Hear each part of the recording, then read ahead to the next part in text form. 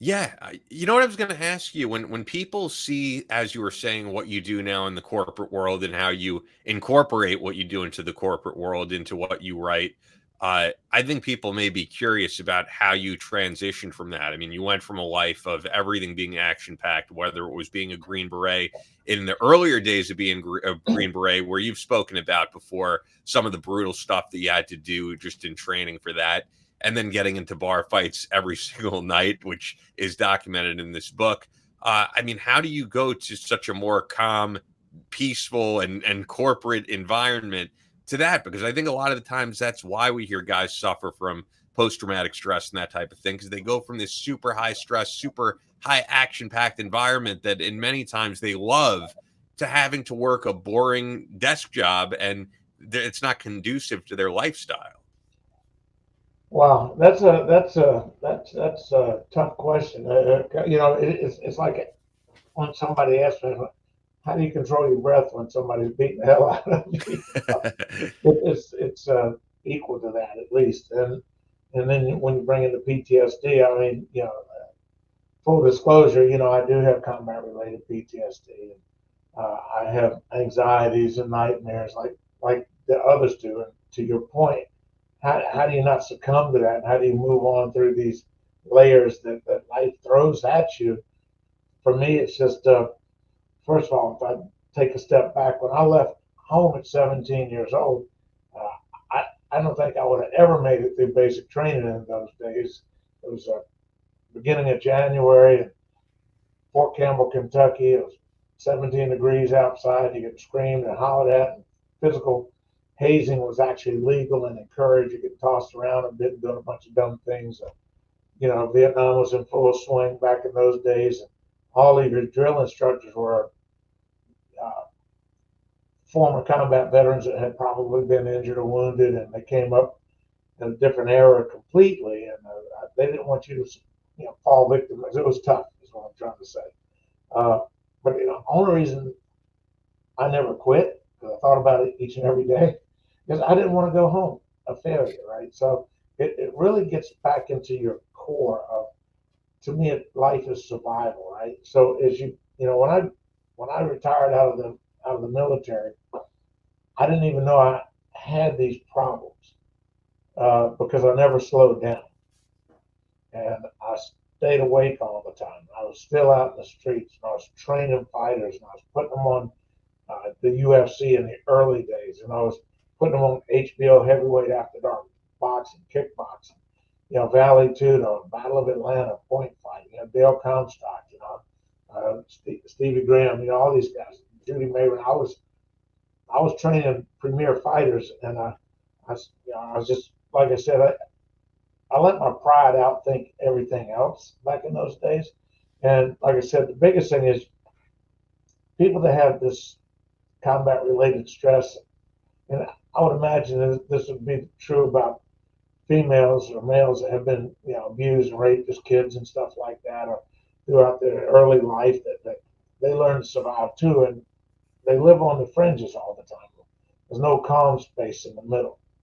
So, if you take the beginning and the end of what you live through each and every day, the flashbacks, the dreams, the depressions, all the stuff that goes with it, I look at it like this: if this is one of those extremes, and if I stop or slow down, the rest of your life is just going to compress.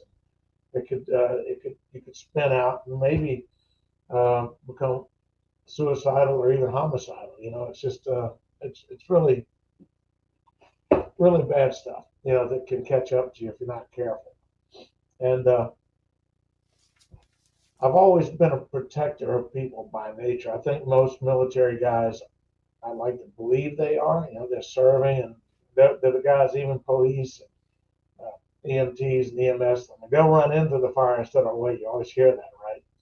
And I was that way my entire life, right up until the day that my son got killed or murdered, brutal murder. And when I was going through his funeral services, I looked around. His mother was crying. She's still crying today, 19 years later.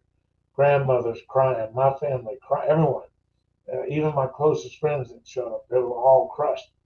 And I I discovered a piece of me that's like, well, I got to take care of these people. And I never grieved during that time when we were burying. I was trying to comfort people and help them through it, not realizing that this was changing my entire life, later on. So several years later, and I'll talk about it now, but one of the things I don't talk about, never really have, is I drove to my house where my son used to live with me, and I pulled in the to the driveway and reached under the seat, and I pulled out my 357 and stuck it right in my mouth. And it was like I heard a voice from heaven. Early on, you talk about spirituality and believing. It's always kind of tough, because you have to deal with a lot of disappointments throughout your entire life, and everything, believe you know as well as I do, is not going to go your way. But you make the best out of it. Well, when this happened, it's like I heard a voice from above, and at that point I started, turning that ship. It doesn't turn overnight. I started seeking help, through the VA and other places and outsources, getting therapy, cognitive processing therapy, and I started writing, because when you go to CPT or cognitive processing therapy, you have to write all the time. And I discovered during that time uh, that writing was a release for me, because when you write, you're never being judged. You can put anything you want on a piece of paper. You can tell your story the way you want to tell it. Sure. Unlike when we're talking, when people go, "Hey, what? What'd you say? Why'd you do?" It's just you and a pencil and a piece of paper. It allows you the freedom to express yourself without being judged. And I think being judged is part of that impact for, if you're a very private person, that will set you off and maybe, in my case, get into a lot of fights or whatever else kind of trouble I might have looked for it back in the day. But as far as the guys with PTSD, once I started writing, I started reaching back into my past, which is very difficult, trying to analyze why did I get into that. Now I started looking. Literally, I've been in hundreds of street fights. There's 10 in here, right? Uh, and then I look at the broken bones, the scars, the nerve damage, all the things that have happened through the years. And honestly, there was a bridge I had to cross when I went to the VA. I first went in there, and they told me, "Oh, you got all these problems. Talk about the first time you ever killed somebody." And I'd go, "Screw you," and I just walked out. It took a while to let my pride down far enough to step in there and be honest with myself. So, I think when you evaluate your past, you just can't look at the good. You got to look at the bad. You got to figure out where you are today. And, you can use that thing we use in our corporate office, plan, do, check, and adjust, where you got to check yourself for real, because you got to, are when one of our good friends got married back when, I wrote a little thing called Stepping Stones, right?